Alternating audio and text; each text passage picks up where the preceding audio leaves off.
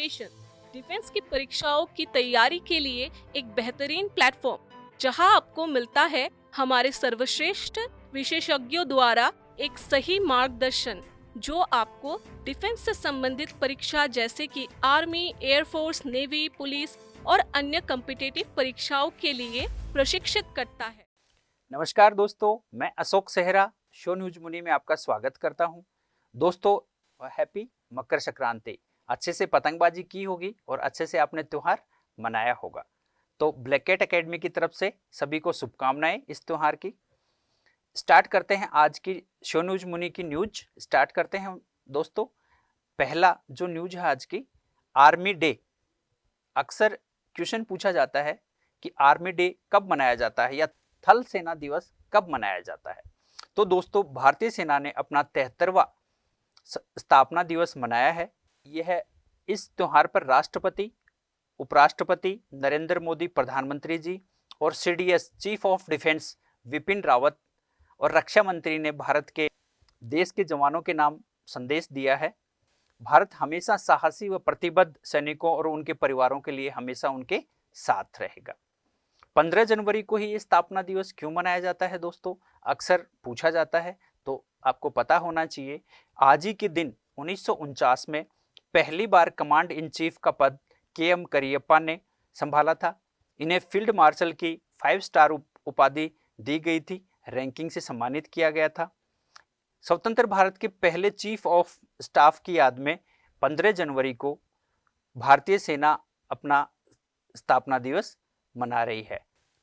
Corona की vaccine, केंद्र सरकार ने राज्यों से कहा है कि बच्चों को और महिलाओं को कोरोना की ये जो वैक्सीन है ये नहीं दी जाएंगी, और उसका कारण बताया है कि जब इसका ट्रायल चल रहा था तो बच्चों को और महिलाओं को, महिलाएं जो गर्भवती महिलाएं हैं उनको इसमें शामिल नहीं किया गया था। तो अभी ये बच्चों को और गर्भवती महिलाओं को यह वैक्सीनेशन नहीं दिया जाएगा। जम्मू कश्मीर को WHO ने अपने नक्शे में गलत तरीके से प्रदर्शित किया गया है, तो भारत सरकार ने उसका विरोध किया है, आपत्ति जताई है। विश्व स्वास्थ्य संगठन की वेबसाइट पर गलत नक्शे में जम्मू कश्मीर और लद्दाख को दर्शाया गया है, इसे अलग तरीके से जताया गया है, तो इसीलिए भारत सरकार ने आपत्ति जताई है। इस विषय पर भारतीय प्रतिनिधि ने WHO चीफ जनरल रेड्रोस एग्नोम को सूचित किया है कि इसे WHO की साइड से तुरंत हस्तक्षेप करके हटाया जाना चाहिए और सही तरीके से इसको प्रदर्शित किए जाना चाहिए। कोविन ऐप बहुत अच्छी न्यूज है दोस्तों, और यहां से आपके एग्जाम में क्वेश्चन भी पुटअप होंगे आने वाले टाइम में।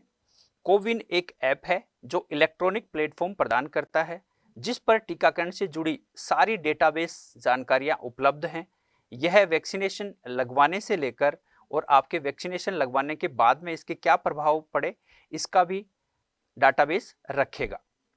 टीकाकरण के पहले और टीकाकरण के बाद की प्रतिक्रियाओं पे भी ये अपना ध्यान रखेगा। यह भारत में लगाया जाने वाला टीकाकरण का पूरा डिजिटल बेस अपना तैयार करेगा। इस पर रजिस्टर करके आप वैक्सीनेशन की समय और वैक्सीनेशन का दिनांक आप ले सकते हैं कि कब वैक्सीनेशन होगा। तो आपको भारत सरकार के द्वारा Aadhaar card, PAN card, voter ID, license, इनको रजिस्ट्रेशन के माध्यम से आप यूज करके और यहाँ पे रजिस्ट्रेशन कर सकते हैं। 16 जनवरी से भारत में वैक्सीनेशन स्टार्ट हो रहा है और इसका जो केंद्र बनाया गया है वह पुणे को बनाया गया है और सभी राज्यों के अंदर सब सेंटर बनाकर इसकी उपलब्धता करवाई जाएगी। तमिलनाडु राज्य में पोंगल त्योहार मनाया जा रहा है। यह पोंगल त्योहार मकर संक्रांति पर मनाया जाता है। जब सूर्य धनु राशि से मकर राशि में प्रवेश करता है और उत्तरायण होता है तब वहां पे पोंगल त्योहार मनाया जाता है, यानी मकर संक्रांति के दिन यह त्योहार मनाया जाता है। यह एक कृषि त्योहार है। कृषि का सीधा संबंध ऋतुओं से है और ऋतुओं का सीधा संबंध सूर्य से है। तो किसान सूर्य की उपासना करके और ईश्वर से प्रार्थना करते हैं कि उनके जीविकोपार्जन में उनकी सहायता बनाए रखें और वह आभार व्यक्त करते हैं सूर्य देवता का। तमिलनाडु राज्य में जल्लीकुट्टी त्योहार मनाया जा रहा है। इस त्योहार का आयोजन लगभग पिछले 400 वर्षों से हो रहा है और इसमें एक सांड सींगों के ऊपर सिक्के व नोट बांध दिए जाते हैं तथा भीड़ में उसको काबू करने के लिए छोड़ दिया जाता है। उसके नाजुक स्थलों के ऊपर मिर्ची और नमक तथा केमिकल डाल दिया जाता है, जिससे वह बेकाबू होकर इधर उधर दौड़ता है भीड़ में, और उस भीड़ में से जो भी व्यक्ति उसको काबू करेगा वही जल्लीकुट्टी त्योहार का हीरो माना जाएगा। इसके ऊपर 2014 में प्रतिबंध लग गया था, क्योंकि इस पे पशु के साथ अत्याचार और मानव के साथ भी अत्याचार हो रहा था। लेकिन तमिलनाडु सरकार के द्वारा और वहाँ के जनता के द्वारा विरोध किए जाने के बाद में अध्यादेश के द्वारा इसे दोबारा चालू करवा लिया गया। पशु कल्याण बोर्ड ने एक याचिका दायर करके इसे 2014 में प्रतिबंधित करवा दिया था, लेकिन वर्तमान में इसे मनाया जा रहा है। केंद्र सरकार के द्वारा 2014 से आयुष्मान भारत योजना चलाई जा रही है और इसमें 1 करोड़ 10 लाख परिवारों को इसमें फायदा हो रहा है। 2014 से केंद्र सरकार तथा वर्तमान में आयुष्मान भारत महात्मा गांधी राजस्थान स्वास्थ्य योजना के नाम से इसका पहला चरण राजस्थान में 26 जनवरी 2021 से शुरू हो रहा है। Rajasthan state health insurance agency तथा न्यू इंडिया इंश्योरेंस दोनों कंपनियां इसके साथ राजस्थान सरकार के साथ एमओयू करके और इसे मनाया जा रहा है।